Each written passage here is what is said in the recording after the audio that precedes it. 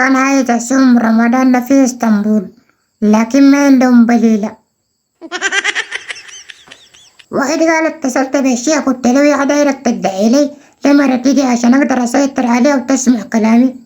قال الشيخ قال لي حاضر، بس خليني أنتهي من غسيل اليد ده.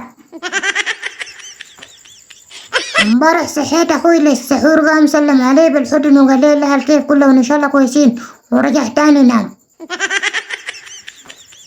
عمك طوال بدلع مرتي يا روحي حياتي ويا دنياي.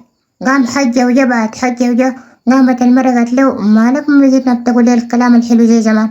قال لا والله أنا حجيت وجيت تاني ما بقدر.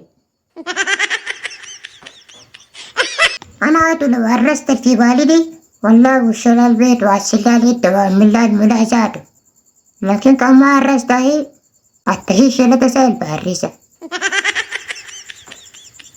رمضان ده أي حاجة بتلقاها ما شاء الله حلوة ومظبوطة دايما، إلا مواعيد نومك جاية تجوطة شديدة خلاص وما مفهومة ذاته التدوين بتاع الدعامة.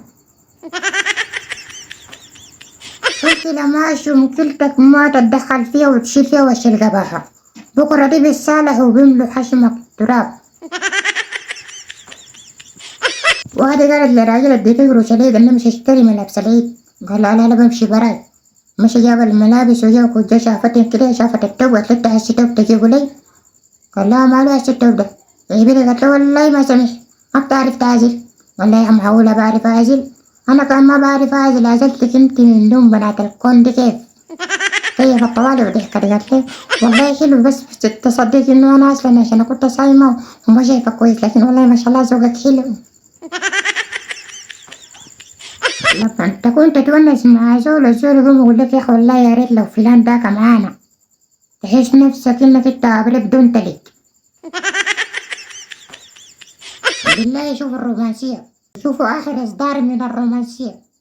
قالت له عندما اموت احرقني ولف رمادي في سجارة ودخلني بعمق، اريد ان اقضي حياتي الاخرى بين رئتيك. تشرد فريقي بحبكم وكم بقراكم إن شاء الله ربنا يفكرني السعودية ذات. ما قلت لكم رمضان انتهى؟ العيد مبارك عليكم وكل سنة وانتم طيبين ومتوفرين دايما. هاشم كوميديا يا ليتك.